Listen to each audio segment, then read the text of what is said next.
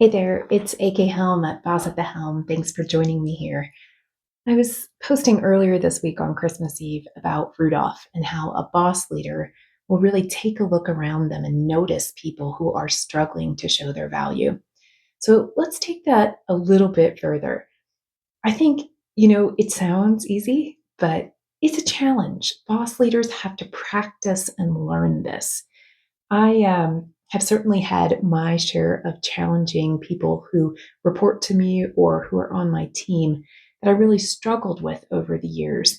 And one of the things that my career coach helped me with is she introduced me to The Green Lens, which is by Dr. Maria Namath. And it was created to foster a sense of trust in a coaching situation.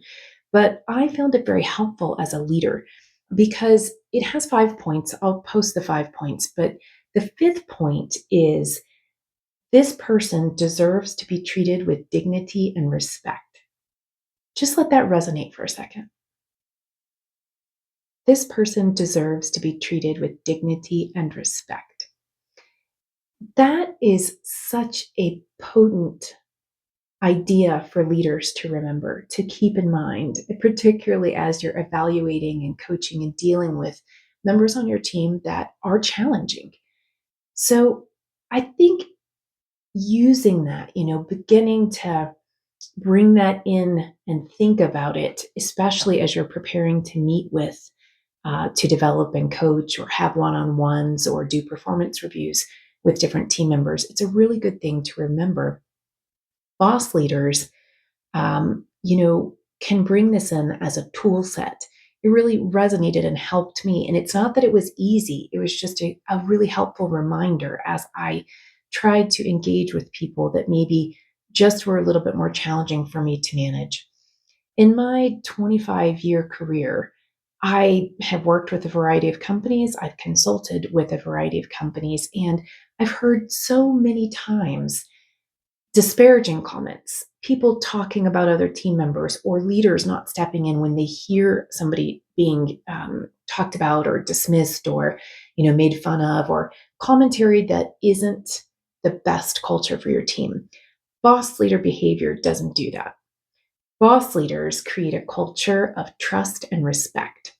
They set that culture and they coach their teams to behave with respect. They don't talk about others behind their back, except to praise them or to use them as an example to set a standard within the team, but certainly not in a disparaging way. And that doesn't come easily, right? It's something you have to practice and train. You have to first notice and be aware of, where is this happening? Where am I potentially doing or contributing to this? Or where am I seeing this behavior on my team or with my direct reports? And what can you then do about it?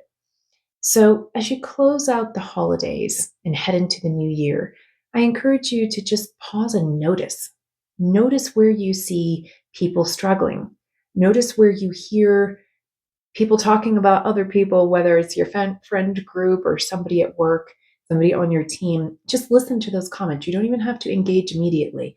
And then think about, what is it that you want to say? How do you want to maybe correct or guide people in the direct way? And use this green lens. This person deserves to be treated with dignity and respect. It's a great tool to just pause and help you kind of reset. Think about your own thoughts and behaviors towards yourself. Are you treating yourself with dignity and respect? Are you setting that culture and expectation within your team and those that you manage? Is there somewhere that you need to restart? If you've paused and notice and you're like, oh, there is a person or there are persons on the team who are not being treated with dignity and respect, who is that person? Can you help them? Is it time for you to restart, start afresh, begin anew, and treat them that way and help them start to show their value within the team?